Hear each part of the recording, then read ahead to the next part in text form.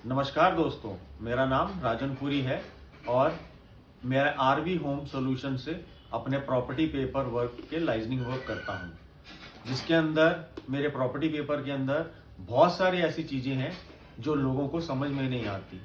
मैं अपने माध्यम से लोगों को समझाना चाहता हूं कि प्रॉपर्टी के पेपरों को आप कैसे देख रेख कर सकते हैं और आपने जब मकान लेना है तो आपको क्या क्या चीज़ें सोच समझ के लेनी चाहिए, और या किसी के घर में कोई भी डेथ होती है तो उसके बाद वो प्रॉपर्टी को ट्रांसफ़र कैसे किया जाता है।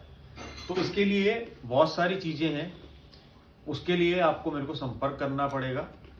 और मैं आपको और भी चीज़ें बताना चाहता हूँ अपने प्रॉपर्टी पेपर को लेके। प्रॉपर्टी को कैसे कैसे आप कर सकते हैं। सबसे पहले जब इसमें डेथ होती है तो डेथ के बाद हमारे को इसके अंदर एसएमसी बनवाना पड़ता है, जिसको कहते हैं सर्वाइविंग मेंबर सर्टिफिकेट।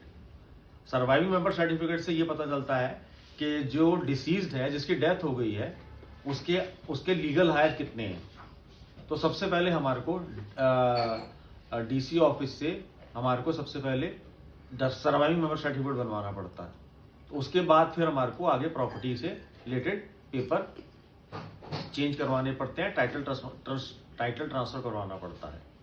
तो और इसमें आप प्रॉपर्टी के और पेपर के बारे में मैं आपको जानकारी दूंगा, जैसे एमसीडी में नोटेशन करानी हो,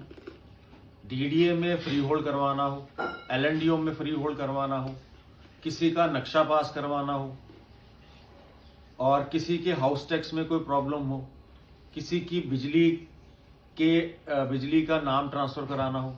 किसी को बिजली का बिल नया लगवाना हो, किसी का पानी का बिल नया लगवाना हो, किसी को पानी का नाम चेंज कराना हो पानी के मीटर का,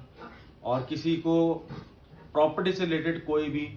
पेपर वर्क कराना हो, तो आप मुझसे संपर्क कर सकते हैं।